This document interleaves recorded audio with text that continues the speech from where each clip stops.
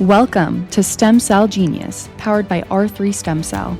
I'm your host, Samantha Brechner, president at R3, and each episode, I sit down with our founder and CEO, Dr. David Greene, to answer your most pressing questions about regenerative medicine.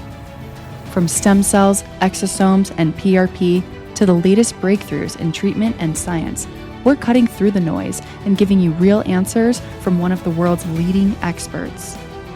This is Stem Cell Genius, your front row seat to the future of regenerative medicine.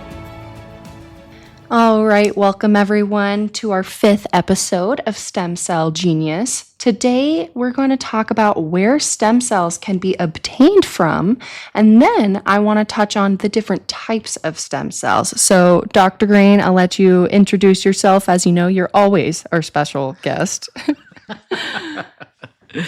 Yes, I appreciate you having me. I'm still trying to figure out who the genius is supposed to be on the podcast.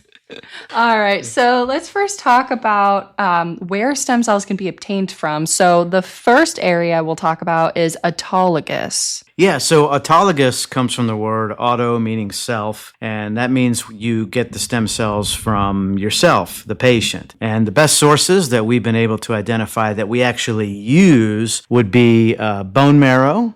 And we have bone marrow, pretty much in every bone. But the best sources is either the pelvis, or some people use it from the tibia, which is pretty painful.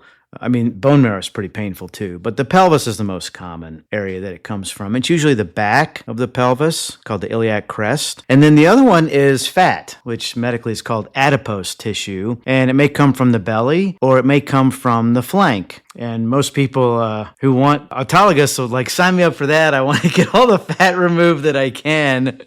They want to get the 2-for-1, right? They'll get a liposuction while I'm at it, actually. Yeah, that's what they want.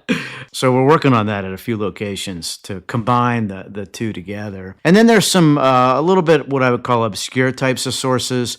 Menstrual blood, believe it or not, has a decent amount of stem cells in it. Wisdom teeth. When you pull wisdom teeth, actually the pulp has some stem cells in the blood of the base there. We don't really use that clinically because there's not enough of it. And then the other one is you can get some stem cells from your peripheral blood. So those are really the 5 options. But the 2 we use clinically is bone marrow and fat. Okay. And I know you were saying we were kind of working on those. Does R3 currently offer those types of ways to obtain stem cells? In select locations, yes. But for the most part, patients don't want it. They realize that the donor stem cells are much more active. They're much more pure and potent. Because as we've talked about before, a lot of the stem cells that we have, they age with us. Right. And they're subjected to a lot of the issues that come along with aging. They get kind of lazy, the proverbial sitting on the couch and eating potato chips and binging on, whatever the latest Housewives episode is. That's what our stem cells are doing as they get older. Right.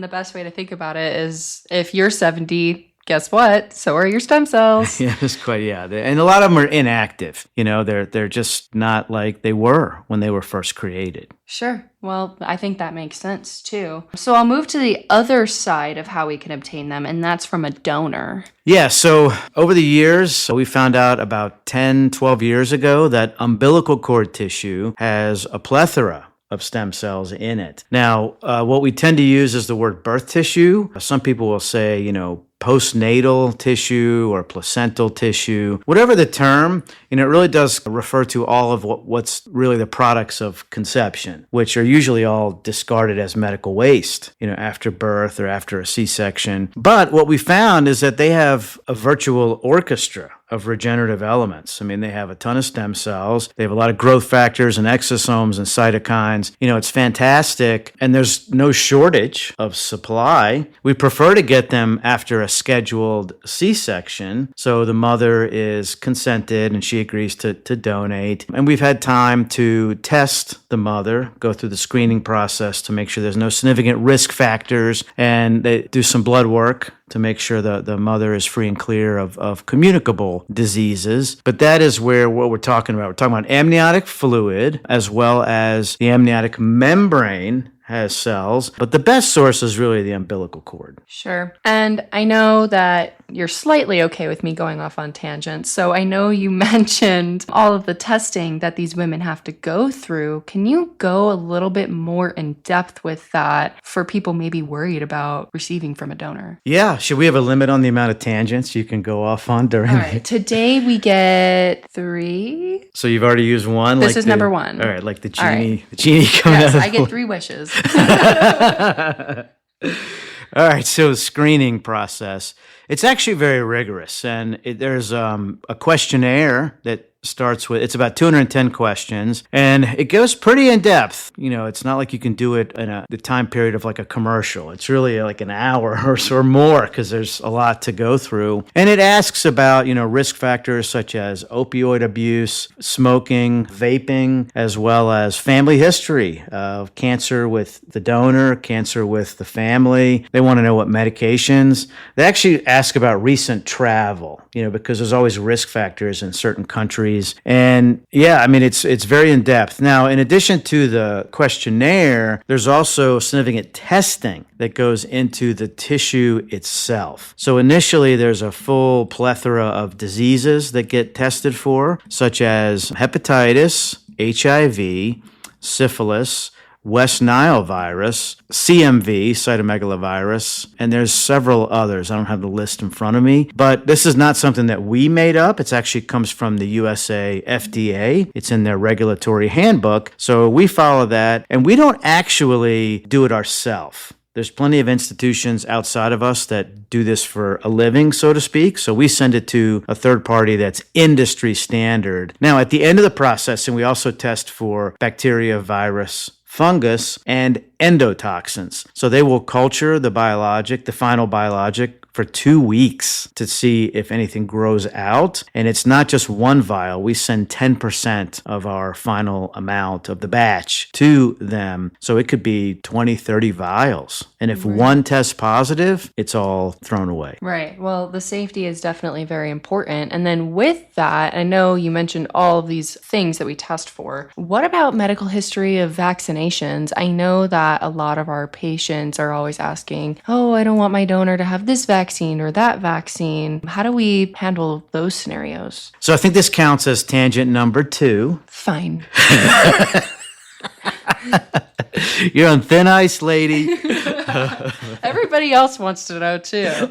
So for years now, during and after COVID, we get that question, are you getting the donor tissue from people who have been vaccinated for COVID? Years ago, the answer was yes, we were still accepting it, but we don't do that anymore. So anybody who's been vaccinated for COVID, we don't accept the tissue. That's one of the questions. And my team and I wrote a paper on this topic. If somebody has been vaccinated for COVID, or if they've had COVID, then, a lot of the spike proteins and things like that show up in various tissues in the body. They do not show up in the umbilical cord tissue. So I used to try and have this conversation, with our providers and prospective patients. And unfortunately, it's not just medical, there's also politics involved, and I'm not into that. So we pulled away and just said, okay, that's what they want. We're just not going to accept any tissue from vaccinated donors for COVID. Now, if you want to know, the additional factoid is that cord blood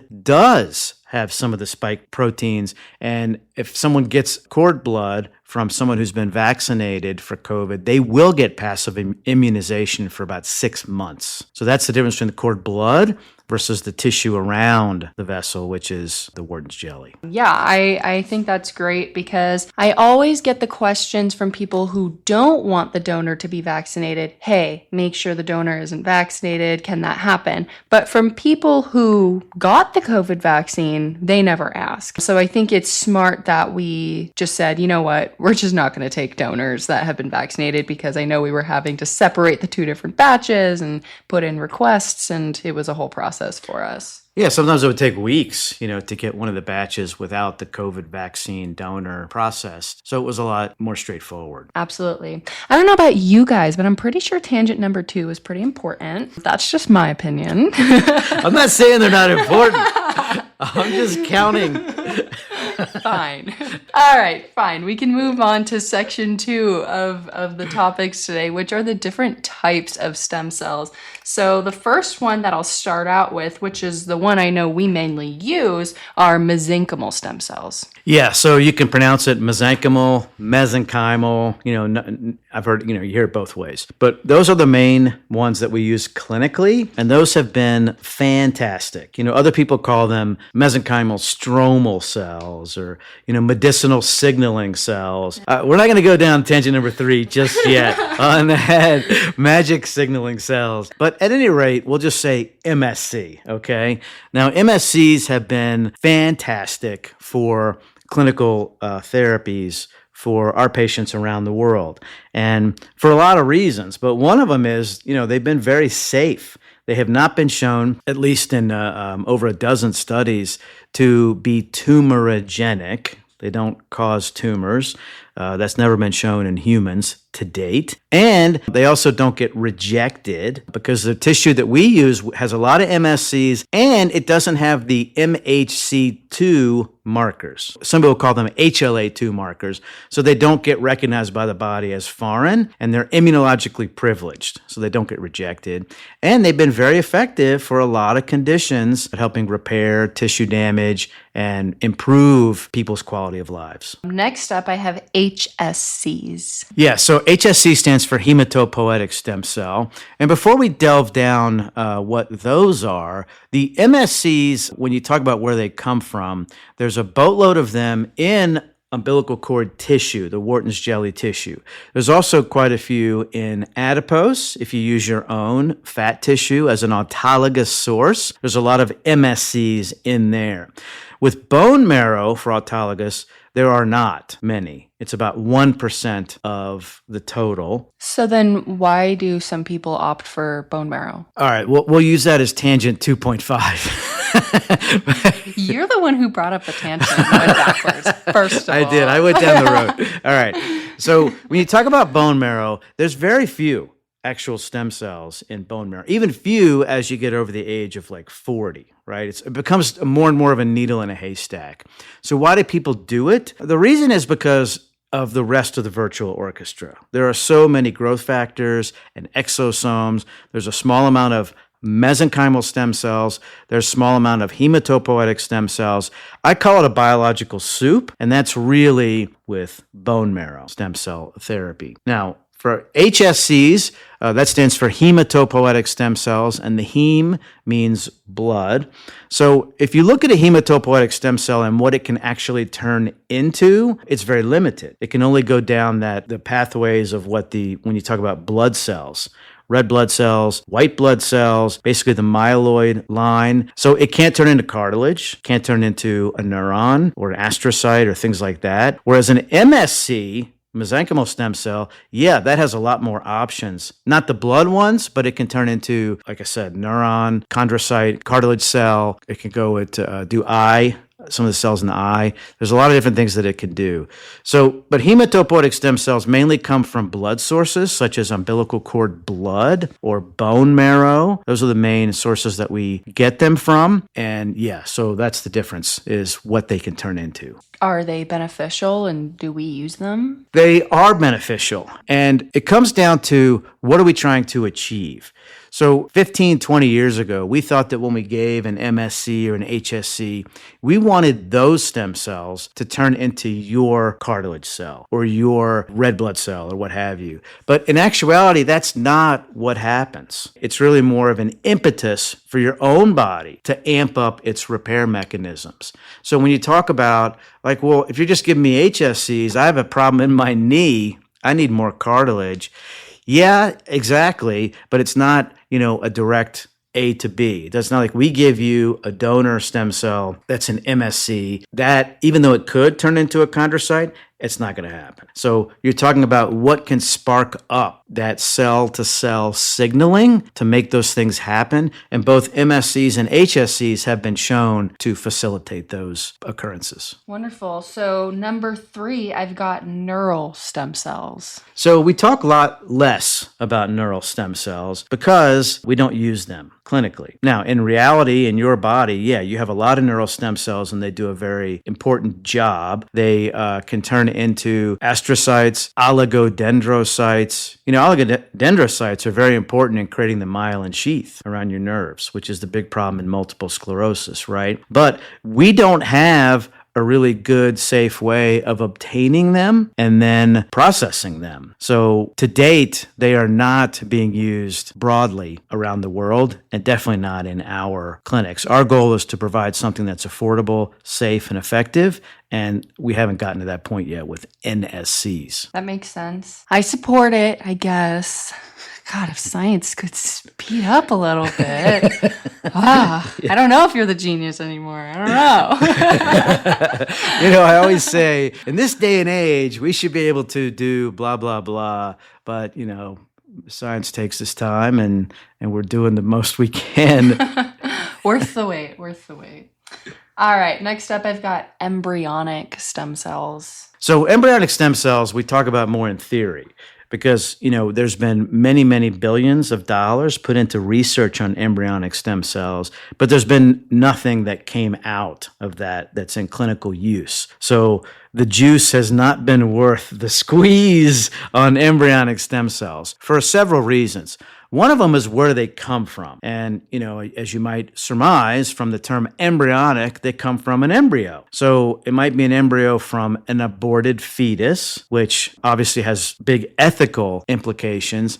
And the second one where you could get an embryo would be a leftover embryo from an in vitro fertilization. In vitro fertilizations are oftentimes have extra embryos, and those either get saved, or I'm not sure what the term is, demolished, or they can be donated, to research. And that's just the first problem, is what are the ethical issues? But the second is safety. That's been the biggest problem, is if you give embryonic stem cells to you or me, they will immediately get rejected because they do have the MHC2 markers, the HLA2 markers. So we recognize them as foreign. There could be a humongous rejection reaction, which could have, serious implications for our ability to survive, right?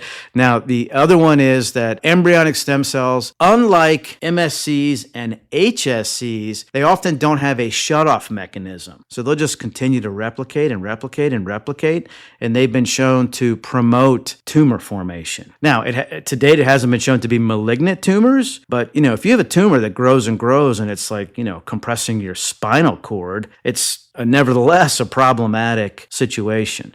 So for all those reasons combined, no embryonic stem cells have come to fruition as clinical treatments anywhere. Yeah, I know initially when I started working here, I answered the social media. That was my job. And probably every other day, maybe sometimes every day, I got the question, are you killing babies? And the answer is always no. So anyone out there that is wondering if we're killing babies, we're not.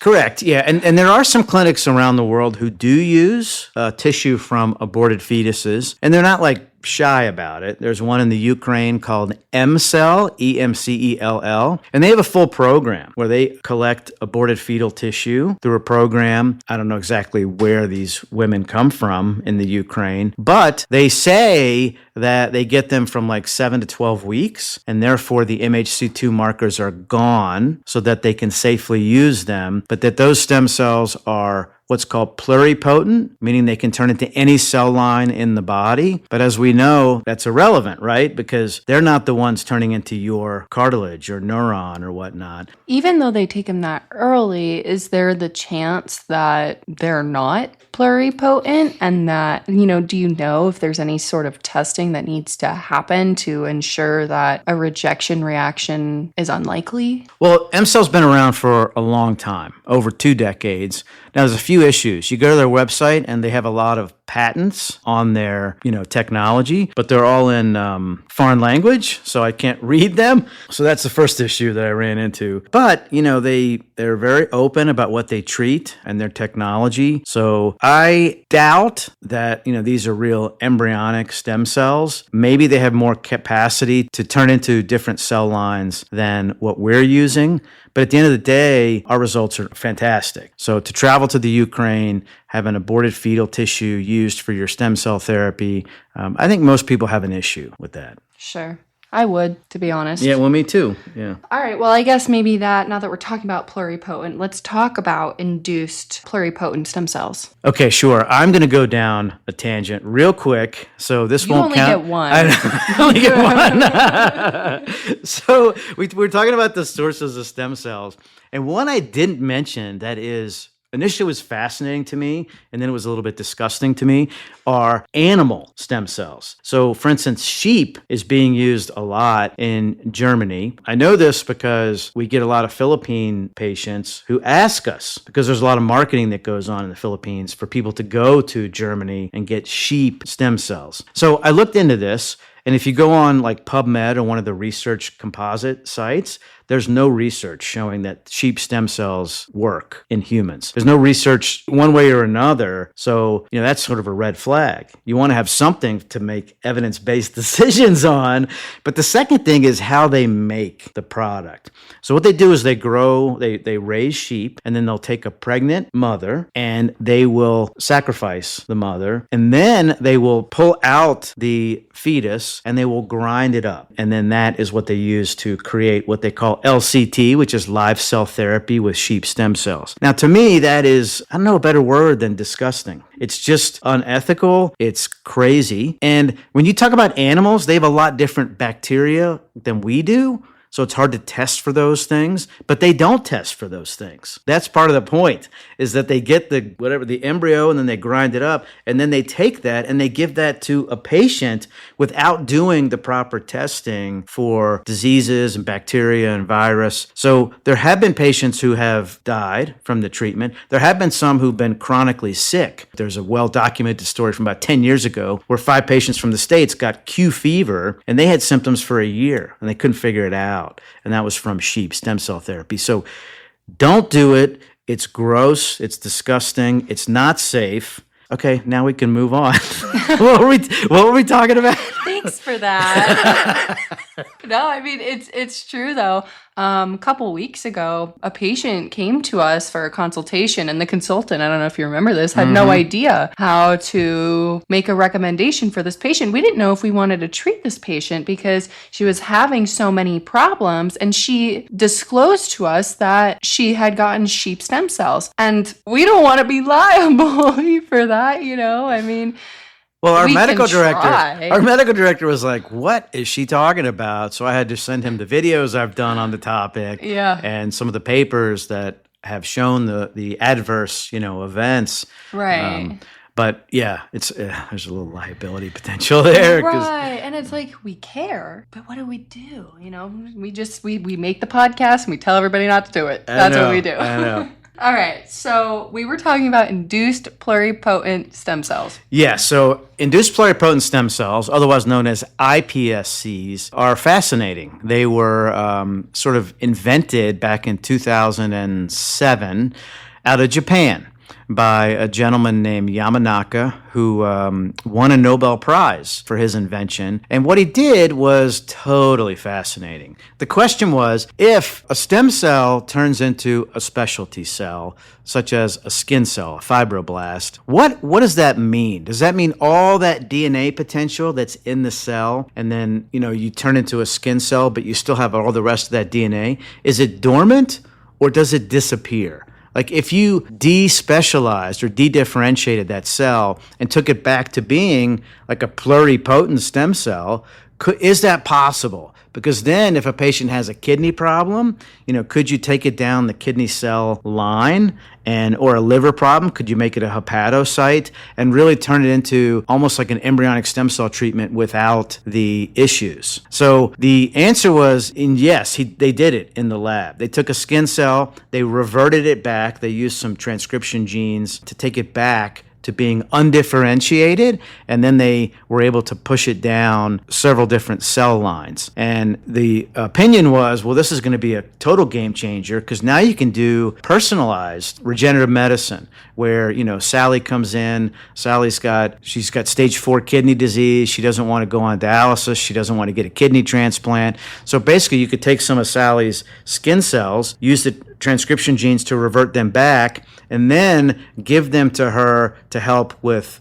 regenerating the kidney. So supposedly this is going to change medicine forever. So it's interesting, when I give these presentations, every time I see the slide, it just hits me like, man, this coulda, shoulda, woulda been, but it just didn't work, and it still doesn't work. What happens is you still retain some of the propensity to turn back into a skin cell. Yes, in theory, it has the markers and everything to be a pluripotent stem cell, but it still wants to go back to being a skin cell, and we don't know why. So that's the first problem. Yes, you want it to become a kidney cell for Sally, but in actuality, it comes back to being a skin cell. That's problem number one. The second problem is you do still have a problem with rejection, and now it's a pluripotent stem cell, so you do still have a problem with tumor formations. The same problem as we talked about with embryonic stem cells. Now, here's another problem. If we can figure those issues out, there's also a problem with production. So what you talk about is the throughput efficiency. If you can take one, or let's say 1 million stem cells and turn it into 100 million for Sally, that would be great. But the throughput efficiency is less than 1/10 of 1%. So it would be unbelievably expensive if you could make this treatment safe to actually do it. In reality, it would be very, very labor intensive, and with all the reagents and things you have to use on one patient to get enough stem cells to actually help with Sally's kidney issue, that's the problem. That's just the tip of the iceberg problem. The rest of it, here we are almost 20 years later, and it's not reality. Yeah. Sounds like it's not worth it. To date, yeah, it's not. Yeah. All right. Well, let's move on. Muse cells we got up next. So Muse cells, let's spend about 30 seconds on these. They are a subset of mesenchymal stem cells that people are, just lauding their potential for being better than MSCs. Yeah, it hasn't been shown yet. There's just not enough research? There's really not. They've done some research in animals to show that they are safe. They don't get rejected and things like, MSCs that we used. In addition, they've done these clinical trials. I've seen them there's one in 1 patient. There's one in 3 patients. There's one in like 8 or 9 is the biggest one that I've seen. The hype is not proven out by these, resulting studies so far. So we're not jumping into that road until I see more data. I think that was about 30 seconds, so nice work. And then the last we're going to talk about is VS cells. And before anybody else asks, I would just like to point out that this stands for very small, which I thought was pretty funny that it's got a whole name based off of very small. I think they could have done better with that. I think so. Maybe they could have used ChatGPT or something. Yes, there's so many resources out there now. I know, they could have gotten a nice list and gotten something a little more catchy. They could have asked the stem cell genius. Yeah. For all they knew. I know.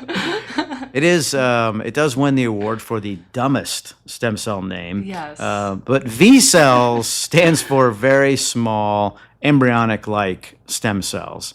And V cells have been seen in our own blood. So, if you wanted to create a stem cell therapy from your own blood, then that would be the way to do it, is to take the blood and then try to somehow, because the V cells that are in our blood are not active. So, I don't want people to get too excited about when they get PRP with blood, platelet-rich plasma, where you take the blood and you spin it and concentrate the growth factors. There's very few stem cells in PRP. There are a few, but not enough to really call it a stem cell therapy.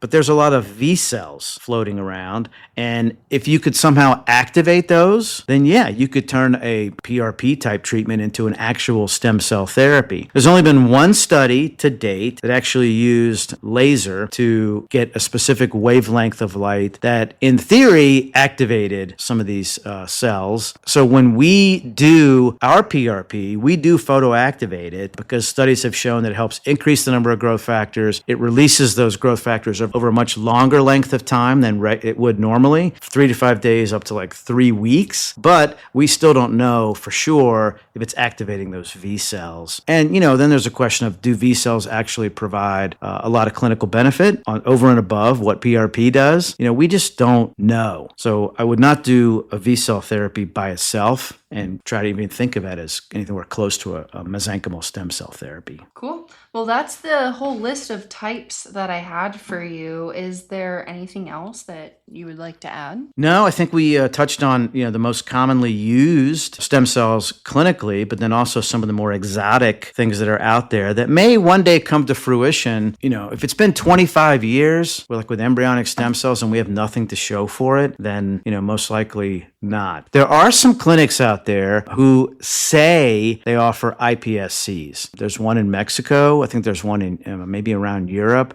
Don't get pulled into that. It's false. They're probably offering just umbilical cord stem cells or something like that, and they're trying to say that it's an iPSC. It is not true because they're unsafe. So yeah, if it is true, then you want to run to the hills, right? Because it's not safe. So what we offer is what has been shown to be safe and effective. And, I get the treatments, you do, our families. So I wouldn't offer anything to a patient that I wouldn't do on myself. Right. No, and I think that's super important to point out there. These aren't experiments that we're running on all of our patients. All of our patients aren't these guinea pigs, right? These are researched back procedures on probably the stem cells that are the most researched and the safest, and never ever would we put a patient through something that we wouldn't go through ourselves. Yeah, you look at the consumer guide that I wrote. It's on our website for r3stemcell.com. It's a free download. There's 30 chapters just on specific conditions that have a lot of evidence-backed research to show that this is not new. This isn't like experimental iPSC that's being put into your body and we don't know. Let's just see what happens. It's not like that. Because of all of that, we've done 26,000 over the last decade. I get treatments every month, whether it's injection or IV